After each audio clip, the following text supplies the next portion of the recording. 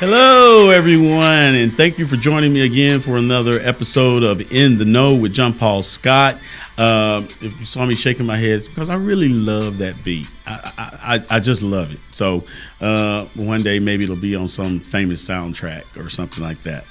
To get us started out, as usual, we're going to start out with politics. And the most interesting political thing that I would like to start out with today is something that happened in Louisiana. Basically, what's happened is the Louisiana government or legislature had passed abortion laws similar to the ones that were passed in the state of Texas.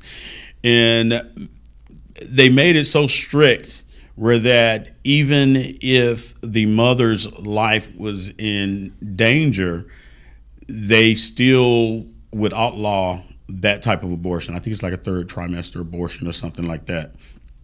Well, one of the requirements that was part of the legislation was that any physician that performed abortions had to have privileges at the hospital that was within 30 miles of them. And so the reason that it was challenged is because most people that study abortions or basically are either for or against or whatever they came out with, they concluded that that was irrelevant. And so it would be unlawful to make them have to be required to have privileges at a hospital when they really didn't need to be at a hospital to perform what they needed to do. The most interesting thing about it, though, is the case went to the Supreme Court of the United States, and there is what they call a stay, which means basically that law will not be in effect in Louisiana for the time being. The interesting thing about this was that Supreme Court decision was based on a 5-4 decision, and the I'm not going to say Republican because Supreme Court justices are not politically affiliated. But the surprising thing is Chief Justice Roberts, who was appointed by a Republican president, sided with the justices that they consider to be liberal. And so what was striking to me on that was a lot of these justices that was appointed by Republican presidents. There's several on the bench that I really don't think are those type of Republicans that those Republican presidents thought that they were appointing on the bench. I think those people that they appointed on the bench are more even-minded.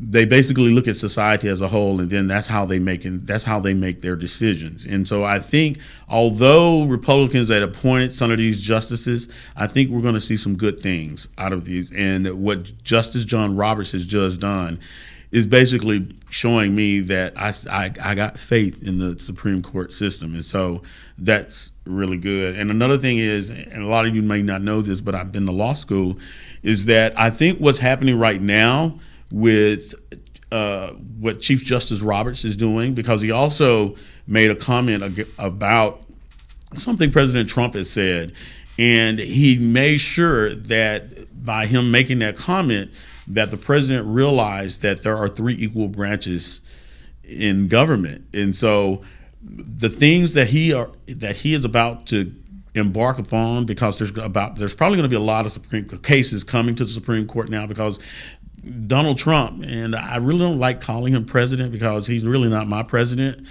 but Donald Trump is pushing the executive branch so far to the edge where that it's almost about to fall off.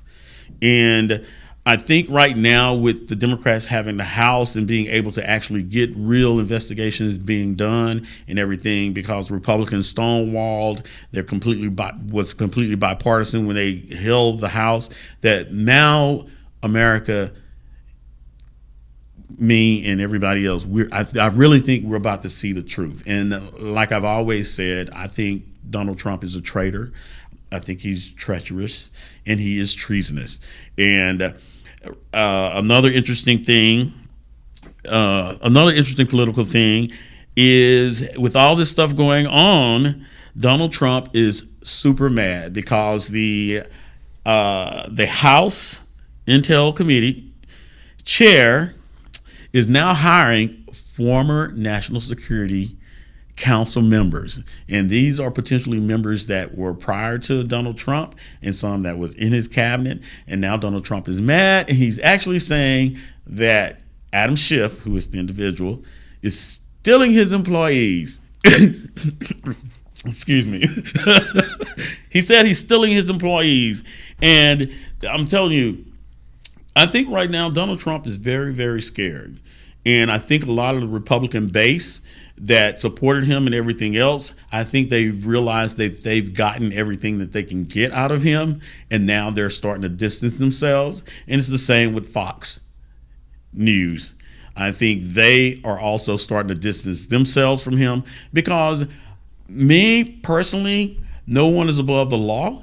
And this dude, he's broken the law. I mean, I'm telling you, I don't have the facts.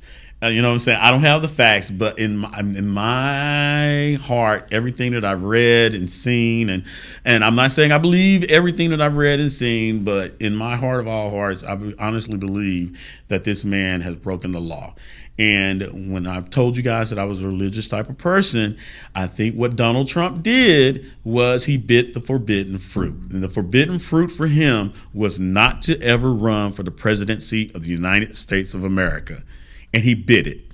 And now that he's done it, he's about to lose everything. And I really can see him going to prison, if not for whoever replaces him pardons him. This dude is far worse than Nixon. He's far worse than Nixon. If I'm wrong, somebody send a comment to In the Know and tell me if I'm wrong, because this guy here, but you know what? I'm just going to leave it at that. And on top of that, Robert Mueller's probe. A lot of people don't realize this, but they just came out and concluded that 87% of Americans want to read that report. Now, whether or not they're going to listen to this 87% of Americans, we have no idea. But they were saying that both the Republicans, in a bipartisan way, 87% of Americans want to hear or read this report. And also, when we're talking about Robert Mueller in the report, I think I don't know if you guys are familiar with chess, but you have the king, and as far as I'm concerned, as far as Robert Mueller's investigation, Donald Trump is the king. I think the queen is this other individual named Roger Stone. No pun intended, but you know what I'm saying. The queen is a bad piece on chess. You know what I'm saying? I could. Okay, well then maybe Roger Stone is the queen because they consider him to be the trickster. Roger Stone is the individual, I think, it's the middleman between everything. Russia, WikiLeaks, Donald Trump, the campaign, and with you're telling me that the queen is a bad SOB, that would identify Roger Stone.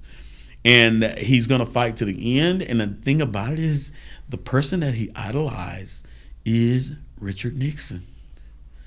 That's who the guy idolizes. So with that being said, we're going to move on. Birds of a feather. Yeah, that's true.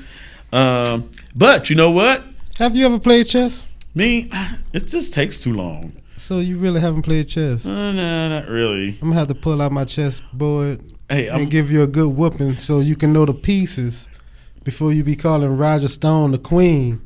Because the queen is the ultimate piece of chess, you know. As long as you have your queen, that's him. You have the ultimate chance of winning. But when your queen is off the board, hey, it's like Trump lost his queen. Yeah, all right. Trump lost his queen. He's been indicted. So I guess he's next. Trump done lost knights and bishops and rooks. But are you guys ready for this? Are you ready for this? And then I think this is probably going to be the last thing I talk about politics. With Donald Trump and the Russia investigation and all this other stuff going on, guess what Donald Trump has just decided to do? What? He's decided that he is going to nominate an official to oversee America's spy satellite program. So basically, I'm assuming that this person that he's going to nominate is probably a Russian spy. Got a question for you. Go for it. Just off of Trump.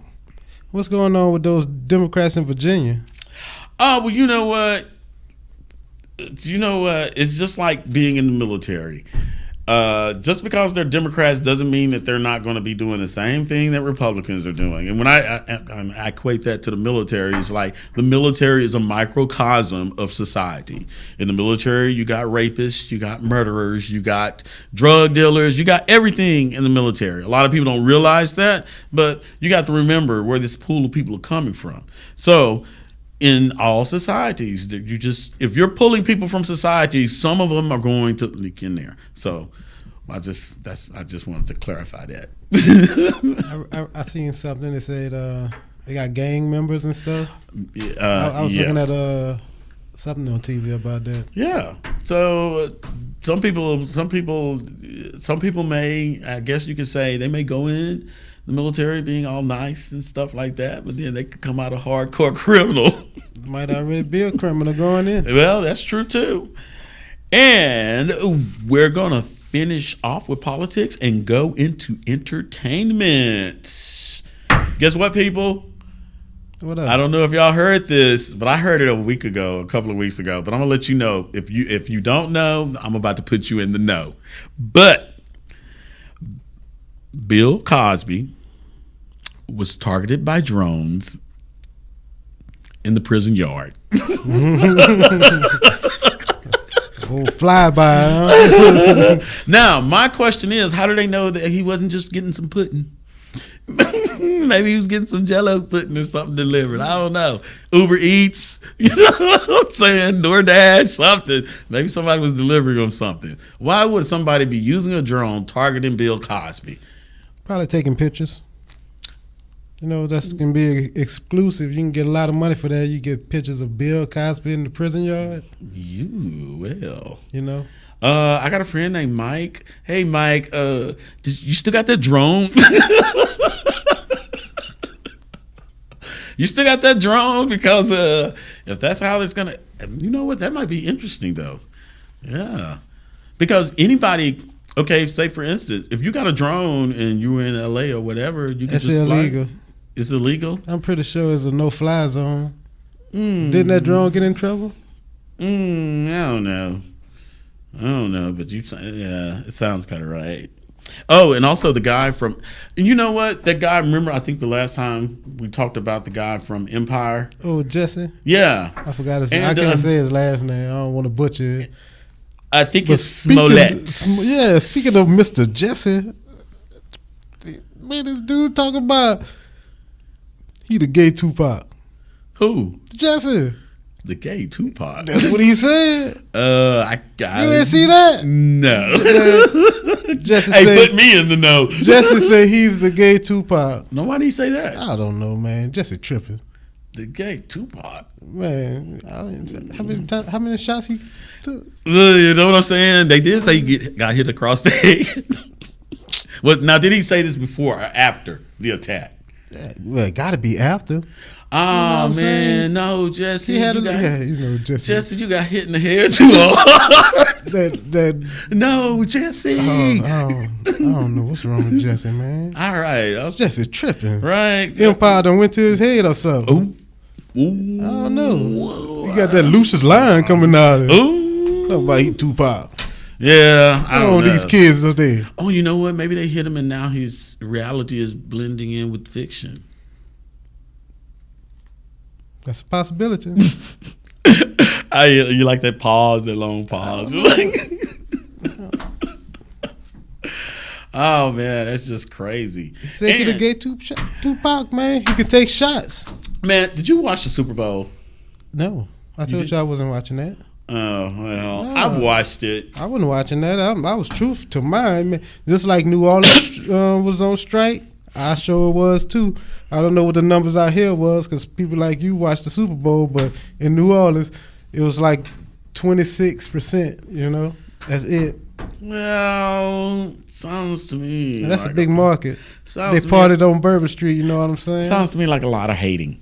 No, it's not a lot of hating. It is what it is. It's like I said. And what the final score of the Super Bowl was 13-3. That was our record. We should have been there whipping. Ooh, now you sounding like there's some superstition or something. No superstition. Voodoo. Of course, the Rams ain't gonna beat the Patriots. They ain't deserve to be there. They know they ain't deserve to be there.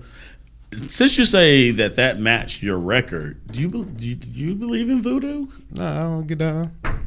But I write about voodoo in my book. Does this? I'm from Louisiana, man. Hey, I will write about what I know. Now you're in the know. You know any people that practice voodoo? Who knows?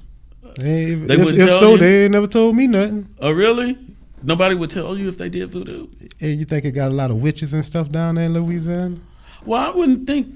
Well, witches. Got a whole bunch of voodoo priests all over. But if you do voodoo, they wouldn't kill you, would they? They wouldn't kill you if you do voodoo like they did witches. Man, you got to do your research so we can be in the know. Well, let me put that down. Voodoo and witches. But the best voodoo that I've ever heard is, how do you do that voodoo that you do? That came from Blazing Saddles, people. If you haven't watched that movie, you need to watch that movie. Blazing Saddles. You need to watch a lot of movies. So, but other than that, I think that's pretty much it. I guess everybody just get ready for the weekend. Whatever. The next major holiday is Valentine. It's about to be March, people. March. Hey, you don't know what to talk about, football over and stuff, so then you're supposed to transition to basketball. Basketball, man, I don't be watching no basketball until maybe another playoffs time. Right, pretty much. I just keep up. I don't really watch it. I just keep up with. Well, let me put you in a know. Yesterday was trade deadline, right? And a lot of big moves happened. Like the Philadelphia 76ers just acquired Tobias Harris. That was big. Name sounds familiar. What I'm saying? That was big. The Raptors got Marc Gasol. That's huge. Who cares about them? What did Houston do? More help. Houston got a couple players, you know. But you know what? I saw something on. They were talking. I think it was on NPR, so I didn't see it. I heard it, and I think they were saying that as far as Houston Rockets, if they were to get anyone, Houston got Iman Shumpert. Okay. Now he the one that's married to Tiana Taylor. Who was Tiana Taylor? You don't know, she a singer. Oh, what's she saying? I'm sorry, y'all. You didn't know. You know what I'm saying? I've been, you know what I'm saying, when it comes to stuff like that, I'm just not, I just don't know. You're a businessman. Trying to find a way to increase your income by a G. Already. You know? Believe me, it could be done, people. It could be done. Indeed. Oh, and also I need to let you guys know I apologize because I've gotten a lot of responses from the T-shirts.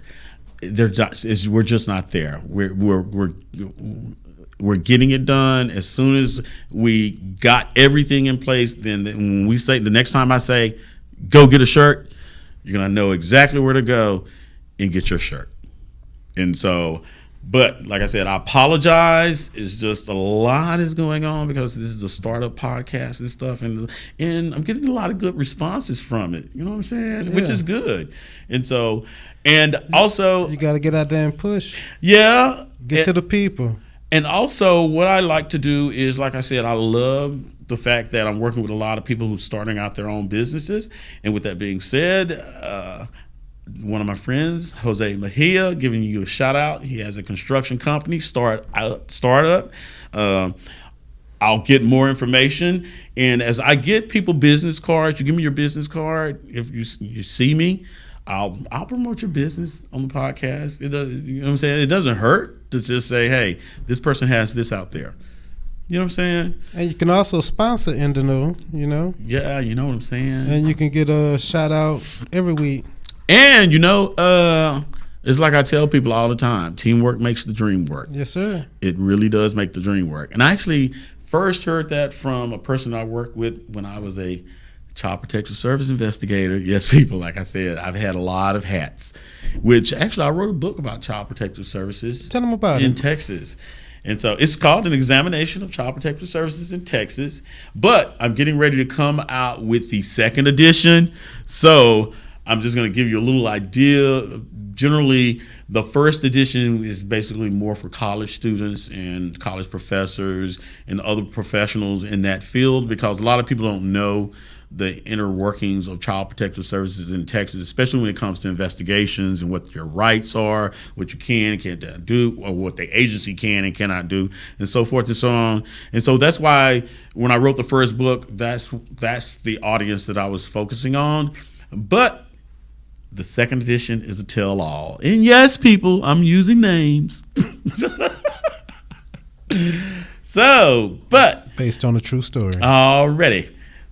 So other than that, I have nothing else to say.